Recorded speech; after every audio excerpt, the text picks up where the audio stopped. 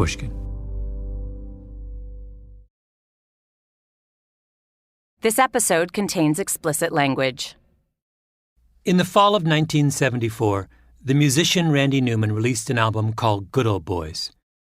The most beautiful song on the record is the third song on the first side. Wait, can I prevail on you to just do a little bit of Marie? Sure. So I love that song so much. Well, thank you very much.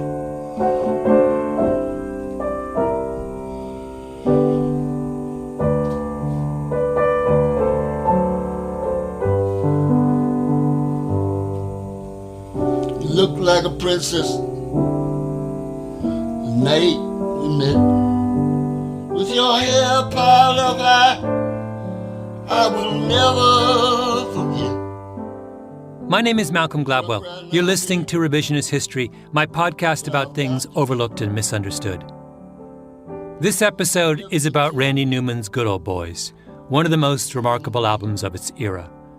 I listened to it for the first time years ago. But then I happened to listen to it again very recently and realized that Good Old Boys is not an album you can hear just once and hope to do it justice. Because it's not just remarkable, it's unsettling.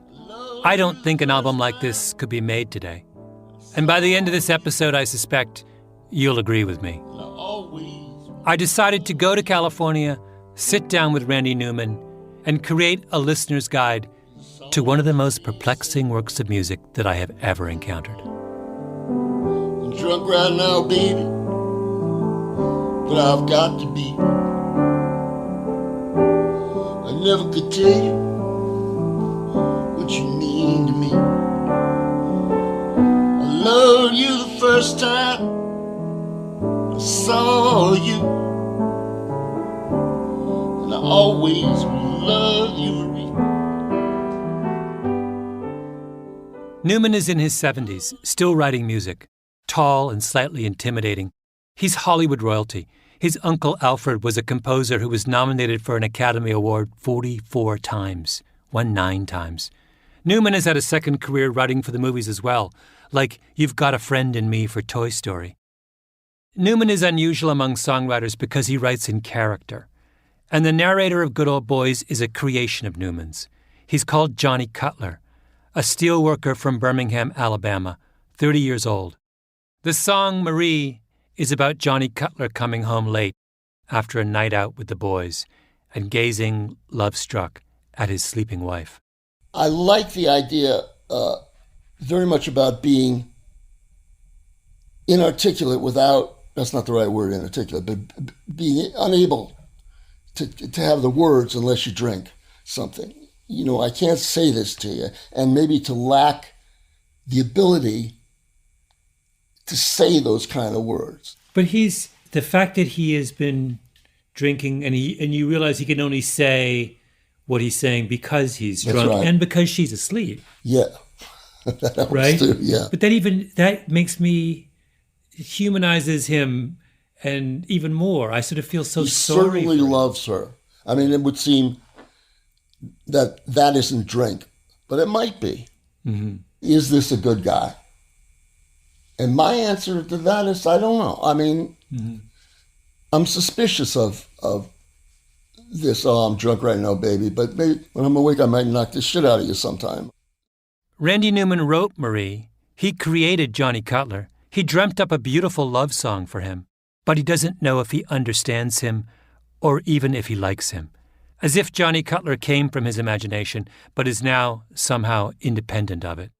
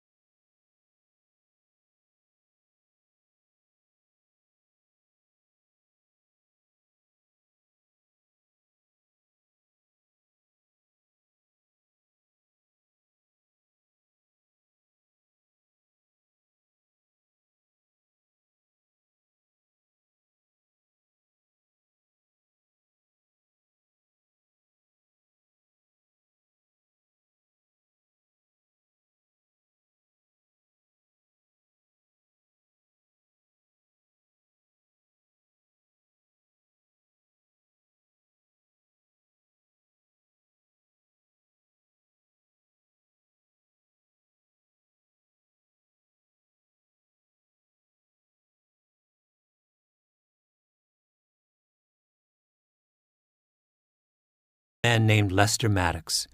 Maddox was governor of Georgia from 1967 to 1971. Now he's mostly forgotten, but in his day, he was notorious. I think you're supposed to act for real. I don't look at myself as one of the very smart people. So I try to act like Lester Maddox, like inside I feel and think and believe. Maddox grew up in the Depression in Atlanta. His father was an alcoholic. My dad never made hardly any money. Times we didn't even have a bathroom in the house. We had 4 rooms and a bath rather than 4 rooms and a bath. And we didn't have electricity. Maddox dropped out of high school, got a job as a steel worker to help support his 5 younger siblings, married his childhood sweetheart, Virginia, and after the war, he started a diner near Georgia Tech. The house specialty was skillet fried chicken. He called his place the Pickrick. So I wanted a name no one else had. And I came on the name upon the name Pickwick, and I found out that really that Wick doesn't mean anything except what you know it to be, Wick. That's what Webster will even tell you that, Wick. And someone had already used the name Pickwick in England, so I couldn't use that. So it was about 3 o'clock one morning. I'd been working on it for weeks. Maddox was one of those people who you can't do a cartoon version of because he already looks like a cartoon version of himself. He's skinny, with an oversized head, bald dome, black plastic glasses, always in a black suit, moves with a kind of loose-limbed floppiness, like a clown. There are so many oral history interviews with Lester Maddox floating around the state of Georgia that he must have spent as many hours reminiscing about his time as governor as he actually spent serving as governor. The man liked to talk. See, to pick means to facetiously, to pick out, to choose, to select, and rick means to pile up, to heap, or to mass. So I named my restaurant Pick Rick and said if you'd picnic at the Pick Rick and pick it out, we would rick it up. And we did, and that's why it was named Pick Rick. I've never heard anything else being named Pick Rick. Maddox advertised the Pick Rick in the Saturday edition of the Atlanta Journal, in a column with the title Pick Rick Says. Lots of one-liners and Maddoxisms, like the 1950s version of tweets. Oh, I talked about Christmas, I talked about marriage, I talked about the monkey house at Grant Park, I talked about weather, I talked about fishing in my ads. But soon his column, Pick Rick Says, becomes more and more political. Because this is Atlanta, in the mid-1950s, one of the birthplaces of the civil rights movement, and Pick Rick is a 10-minute drive from Auburn Avenue, where Martin Luther King and Andrew Young and Vernon Jordan and everyone else are starting to stir things up. And Lester Maddox is not at all happy with that. He's a segregationist. And the more strident Maddox gets in his weekly ads, the more popular Pick Rick Says becomes. People start buying the Atlanta Journal on Saturday just to read what Maddox is up to. Maddox decides to run for mayor of Atlanta. He has no organization, no money. He drives himself around. And he loses, but the race is closer than you'd think. So he runs again and loses, and runs a third time and loses. But then the wave of desegregation protests hits Atlanta in the early 1960s. The public schools are integrated first, then the lunch counters, then the restaurants. And since the Pick Rick restaurant does not admit black people, the civil rights protesters come knocking. Well, the first time I was about 4 whites and 3 blacks came in. And Virginia and I were about to eat our lunch on Saturday afternoon. They told me what they're going to do, and I told them you're not going to do any such things. What they were going to do was eat a Pick Rick with the television cameras as witness. I said, you've never been here before, you just want to fuss and fight. So I grabbed 2 of them. I think one of them was John Lewis or Brown or somebody. And I just about had them out the door when they happened to remember they're supposed to lay down on the floor. If they hadn't thought about that, I'd had them both out. And they got on the floor, and cause I couldn't drag them, so I called my black employees out of the kitchen. And I said, these people are trying to destroy our business. They don't want to eat with us. They just want to create a problem. They got the television and radio and everyone with them. And I said, I'm going to give you $10 for each one of them you throw out in the next 30 seconds. Maddox's employees threw them out, but the protesters came back. This time Maddox met them at the door, with the television cameras rolling and a crowd starting to gather. property. You know, I own this property. You're not going to ever eat here now. You want to close my business? What did the court say, Mr. Maddox? I said you're not going to ever eat here now. There's Maddox in front of the Pickrick with his black suit and bald head, protesters shouting, cameras all around. He's in heaven. I'll use axe handles, I'll use guns, I'll use paint, I'll use my fists, I'll use my customers, I'll use my employees, I'll use anything at my disposal. This property belongs to me, my wife, and my children. It doesn't belong to anybody else. I'll throw out a white one or a black one or a red-headed one or a bald-headed one. It doesn't make any difference. Maddox gets hauled into court because the Civil Rights Act has been passed and what he's doing is illegal. He's given a choice, integrate or shut his doors, and he decides to shut the Pickrick. One of the most popular and successful restaurants in Atlanta, the business that he has spent his lifetime building, that made him famous.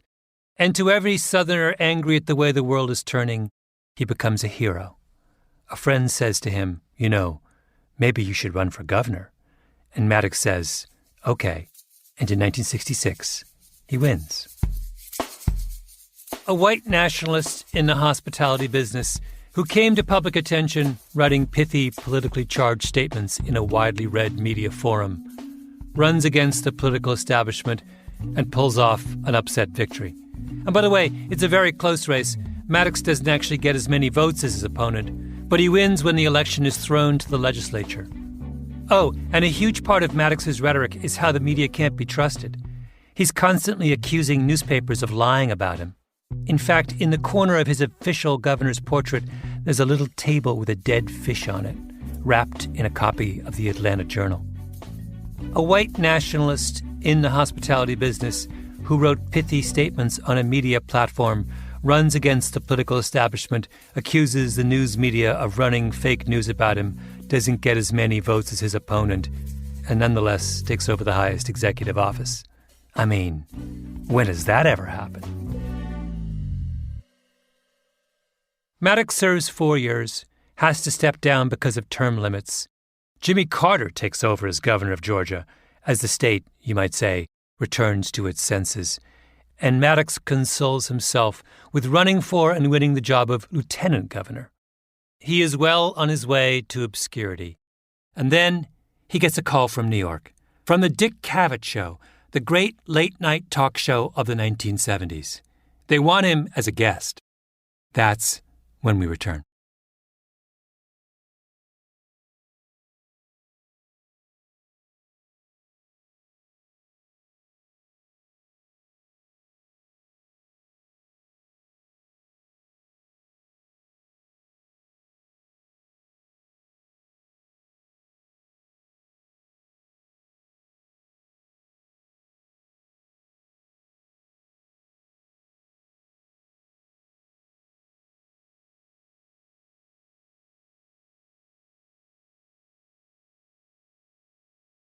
Boys.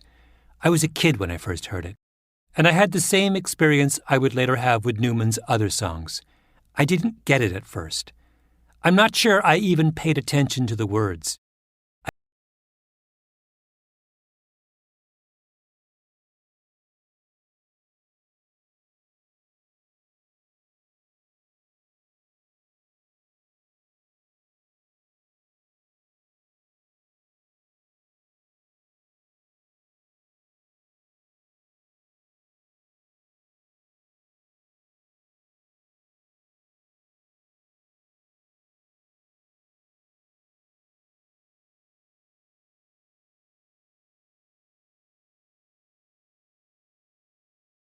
Everybody is as happy as a man can be. Climb aboard, little wog, sail away with me. Wog, really offensive British colonial slang for someone who's not white. It's the N-word, basically. I know there's some interesting story behind Sail Away, the song. Oh, it was a guy was going to make a movie, and he was going to give 10 minutes to 5 or 6 pop people. Van Morrison, I remember, and Hendrix, and to do 10-minute thing.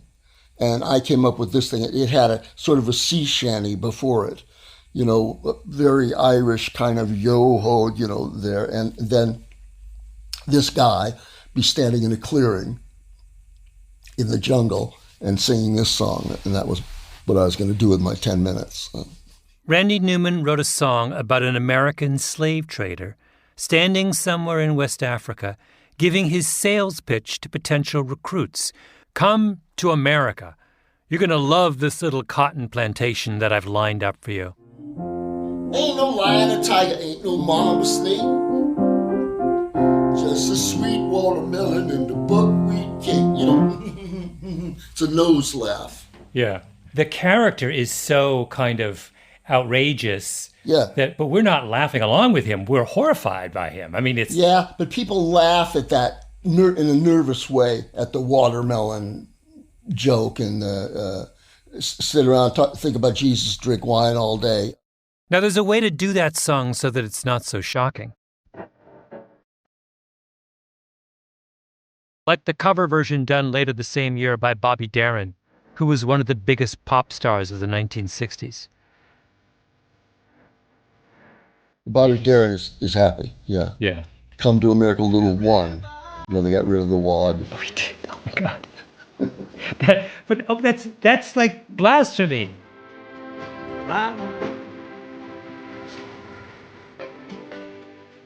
In Bobby Darin's version, the line, "Climb aboard, little wog, sail away with me," which is crucial in establishing how vile the narrator is, becomes, "Climb aboard, little one, sail away with me." But I'm sorry, I can't get past this so quickly. That's unbelievable. That he did a happy version? Yes.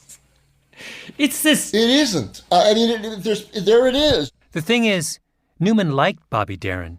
He knew him, and he didn't know what to think. I mean, there is a world of difference between wog and one.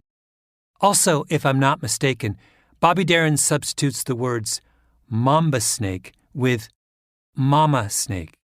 Ain't no lions and tigers and no nurturing mama snake. You know, he was, I'd like to do that.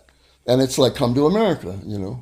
Coming to America. But this song is like this. He's not a dumb guy either.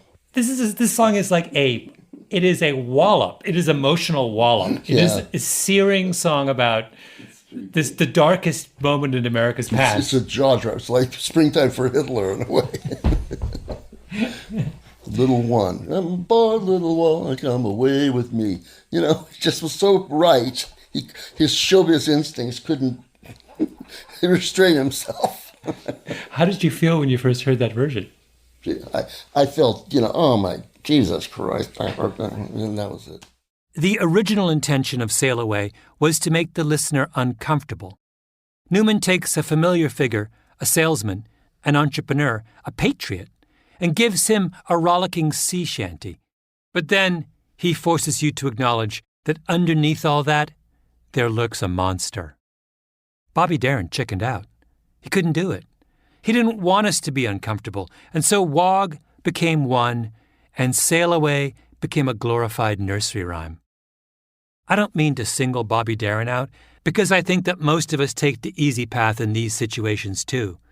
But the particular genius of Randy Newman is that he won't do that. He can't. The Dick Cavett Show! So, it's 1970. Lester Maddox gets a call from Dick Cavett. Come on our show. He flies to New York. And who tunes in that night? Randy Newman. Ladies and gentlemen, Dick Cavett!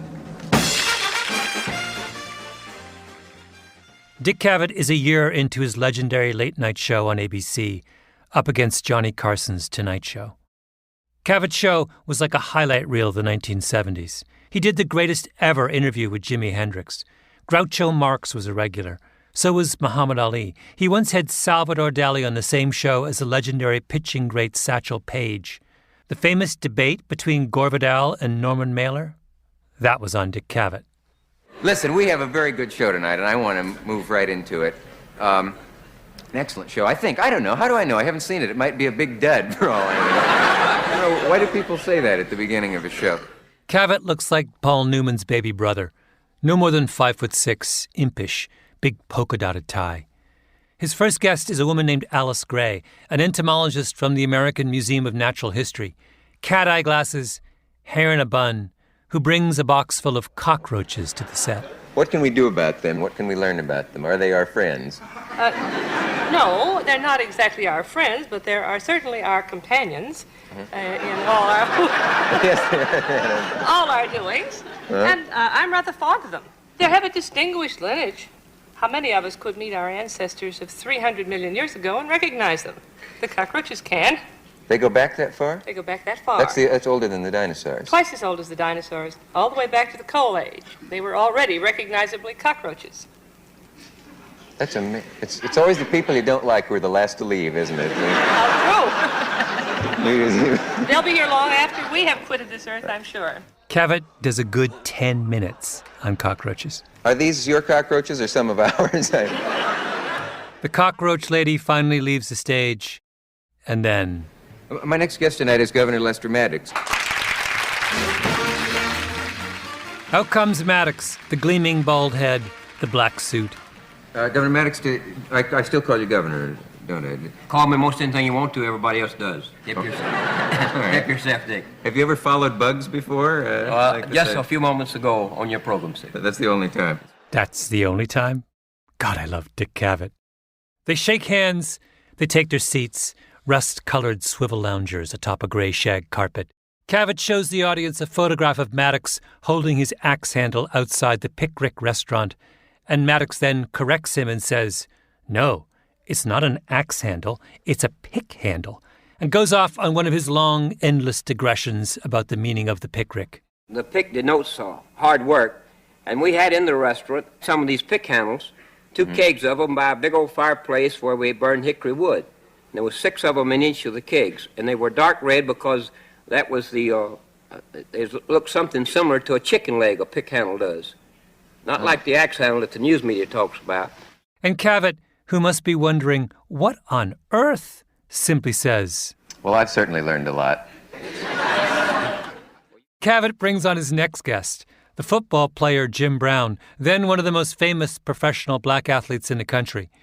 Brown settles down next to Maddox, who is literally half his size, and gives him a polite smile.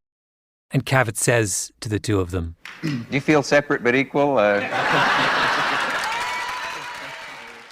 realize that's 1960s civil rights humor, but I still think it's hilarious. Maddox turns to Brown and says, "I thought you was the singer." He thought Jim Brown was James Brown. He then volunteers his personal definition of what being a segregationist really means. A segregationist is a person that loves his race enough, or other races enough, has enough of racial pride and integrity to want to preserve them. And I think a racist is one that doesn't care enough for his race or another race to where they don't care whether they're amalgamated or destroyed or not. Amalgamated? Good Lord. Now think about this for a moment. Maddox is no longer governor. Georgia has come to its senses and elected nice, safe, modern, non-racist Jimmy Carter. Maddox is a footnote. So what point is there in having him on a mainstream talk show like Dick Cavett? The magazine where I work, The New Yorker, had a case like this recently. Donald Trump's Svengali Steve Bannon was invited to speak at the magazine's annual literary festival, and everyone flipped out. The New Yorker's writers took to Twitter. A bunch of high-profile celebrity invitees to the festival dropped out. And the argument that was made about Bannon is an argument that could as easily have been applied to Maddox years ago. What's the point of giving someone like that a platform? I mean, what could possibly be learned from listening to them talk? And sure enough, what happens over the course of the next hour of the Dick Cavett Show? Exactly what you would think. I think what we're really talking about in this country is economic development of black people. At one point, Jim Brown says something thoughtful and reasonable, that he thinks the priority for black people ought to be economic development. And Maddox jumps on him. Economic development of all people. Well, we're talking about underprivileged how come just people. black people? How come you don't want to do it for black people? How come you don't want to do it for white people? I'll tell you why. Huh? I'll tell you why. How come you don't do it for everybody? How come you always black people? Why don't you talk about all people? Can I give you an answer? I think we understand the question. Yeah. Can I give you an answer? Do you mind? Oh, go ahead. If you're ready, I'll give you time. Okay, Governor. What I'm really saying is that there are some people that have suffered in this country, poor people generally, but let's say that we have various ethnic groups in this country that have attained a certain kind of equality. black people are more or less, along with the Indians, on the last rung of the ladder. Can I finish, Governor? Boy. Can I finish? Okay, do you mind? The governor Now, said what I'm really boy. saying is that I feel that the way to bring about equality of black people in this system is What through about economic... equality of white people? Now, I'm going to interrupt you every time you keep calling black people. Well, What about equality of all people? If you interrupt me, Governor, I can't talk to you. Then Maddox starts going on and on about all the things he's done for black people in the state of Georgia. And Jim Brown turns to him with genuine curiosity and asks if he's had any blowback from white bigots. Do you have any problems from the bigots in the South? Have any problems with us? From the white bigots because you did so much for the black man. Which is kind of a great question. Because if Maddox has, in fact, been this great friend of black people, then you'd think he would have angered all the hardcore segregationists and everyone else who was opposed to the civil rights movement, right? Mr. Brown asked you, Governor Maddox, if you'd had any trouble from your white admirers for the fact that you have done He didn't some say admirers, things for... sir. No, he said bigots. Well, why didn't you say it like he said? You have me there. Why didn't you say it? Now, see that what I'm talking about, Dick? I do see you it, take yes. words There is and a twist bit them of... around and you mislead the people in the audience and all. You ought to start being honest, all of you, with your words and what you're saying to people. You said admirers and he said bigots. A lot of difference, isn't there? The last half of the show is just Maddox getting more and more agitated, Dick Cavett trying to calm him down, and Jim Brown looking over at Maddox like he's a misbehaving child. Maddox asks Cavett to apologize. Cavett refuses. The audience makes astonished noises. Maddox stands up and starts to walk off the stage. Cavett says, "Come on, sit down." Maddox says, "I'll sit down when you apologize." So Cavett says, If I called any of your admirers bigots, who are not bigots, I apologize. "This is insane. What was Dick Cavett thinking inviting this guy on his show?" Why don't you there are apologize black to people bigots of Georgia, those friends of mine, for calling them bigots? I think I Now, made either you do clear it, how I'm I- going to leave now, Dick. Which one you Wait a minute. Please don't leave. Well, you I'd like to apologize ask... to people of Georgia. And he owes them an apology, too. The only biggest that I know. Wait. Maddox gives Cavett an ultimatum.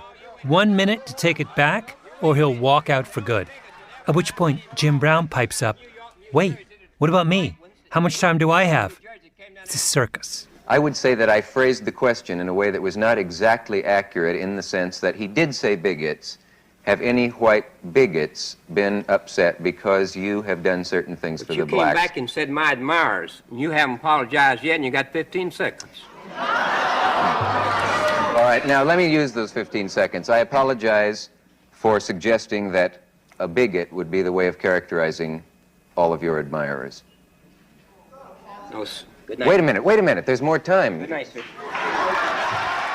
And Lester Maddox storms off the set. Oh, and I haven't even mentioned that the writer Truman Capote then shows up. He's then at the height of his celebrity, tiny, fastidious, wearing purple-tinted round sunglasses. You know, curiously enough, I had a cousin who lived in Atlanta that I once went to visit, and who took me to this restaurant that he ran that was called Pick-a-Rib or something like that. And,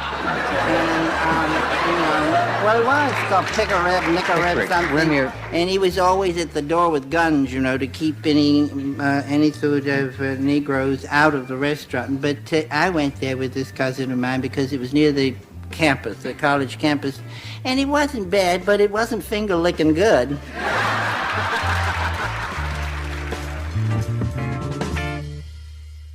The whole thing is so bananas that Cavett feels the need to apologize to his audience. I'm sorry the governor has left. I went outside just during the break, and he's out there with his hat and coat on, and I asked him if he would please come back and use the last minutes to say whatever he would like to say, because he felt that I guess that he was insulted. I did not mean to insult him at that moment. I have to say this, and I hope I don't feel, it doesn't come off sounding, I don't know what, but I found him, in spite of the fact that I would probably despise his feelings about segregation if I were actually clear on what they are, a likable man. Would anyone go along with this? Would you agree? No. The audience is not having it. Why is that? What? Back down, man. I'm not backing down. Shut up. I'll tell you when I'm backing down. We'll be back after this. It was a farce. What was the point, except to allow a segregationist to play the victim? What good is there in giving someone like that a platform? Except Randy Newman was watching, whose imagination has a mind of its own. So were you a regular Dick Cavett watcher in those years? Not that I recall. I was, but I would watch, if I was up, I'd watch it. Yeah. And I think I was usually up in those days. And stereotypically, you are the Dick Cavett audience, right? I am, yeah. It seemed like half an hour, where they were just yelling and yelling and yelling. It was, yeah. It was so alien that I felt sorry for him.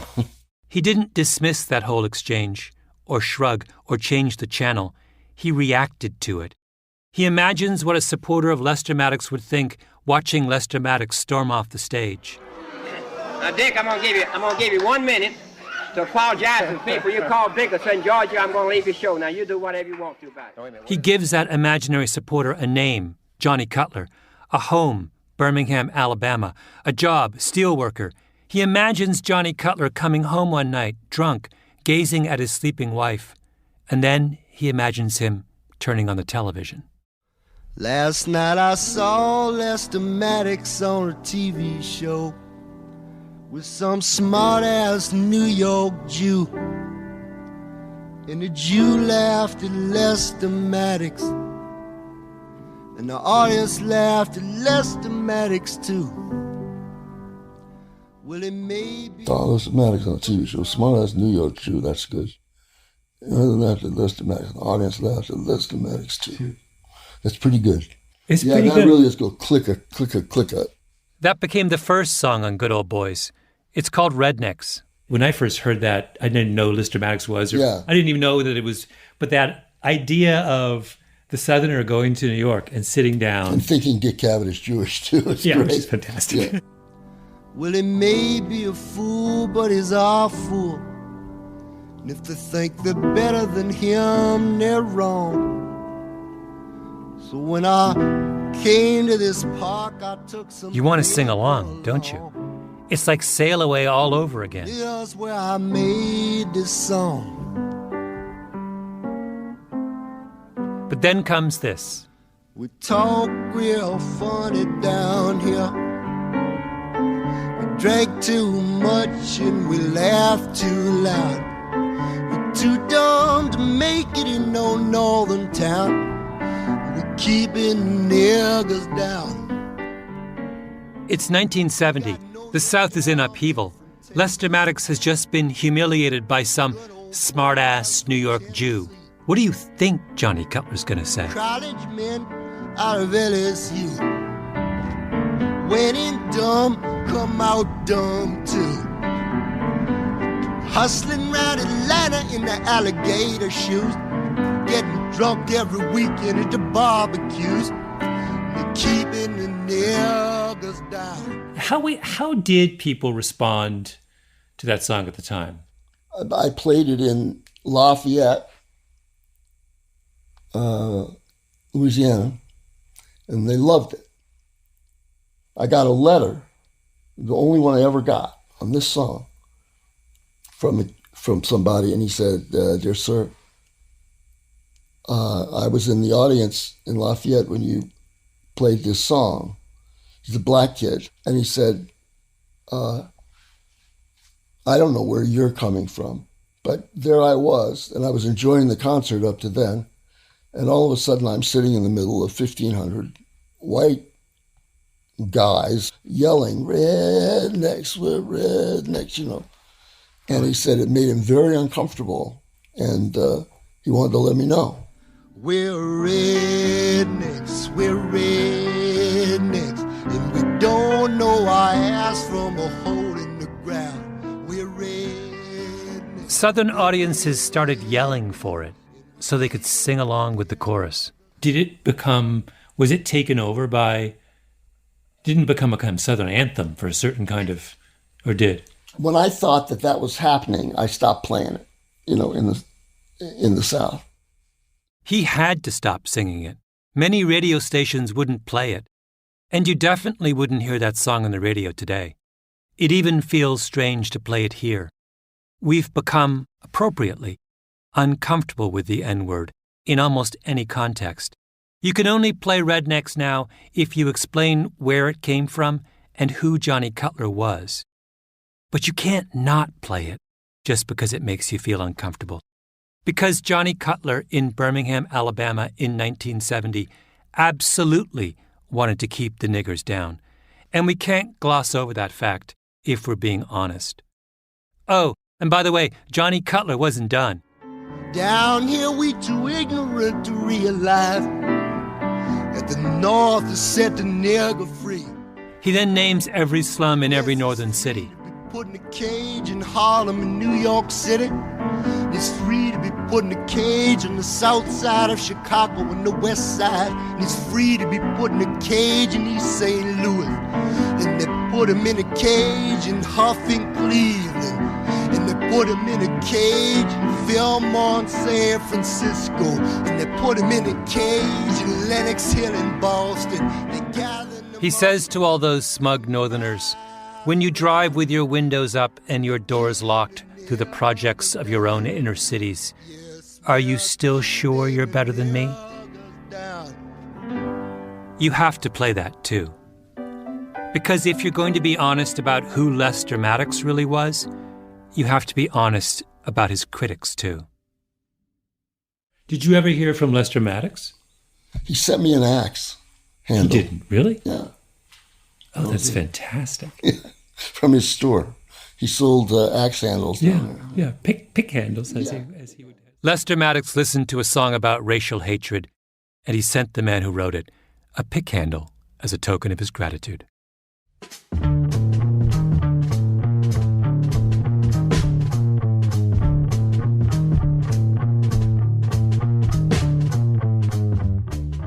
Revisionist History is produced by Mia LaBelle and Jacob Smith with Camille Baptista. Our editor is Julia Barton. Flawn Williams is our engineer. Fact-checking by Beth Johnson. Original music by Luis Guerra. Special thanks to Carly Migliori, Heather Fain, Maggie Taylor, Maya Koenig, and Jacob Weisberg. Revisionist History is brought to you by Pushkin Industries. I'm Malcolm Gladwell. By the way, there's a great essay on this subject in the 2014 book, Let the Devil Speak by Stephen Hart. Hart writes that in Sail Away, Randy Newman showed one of America's greatest lies being crafted. In his next album, Newman would show how the lie soaked into America's bones.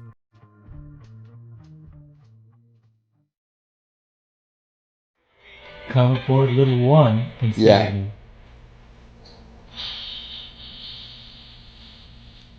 Yeah, I mean, what you can't. I think this is sort of happy. I mean, certainly the voices make it that way. You can't do it. Yeah, it's lost all of its.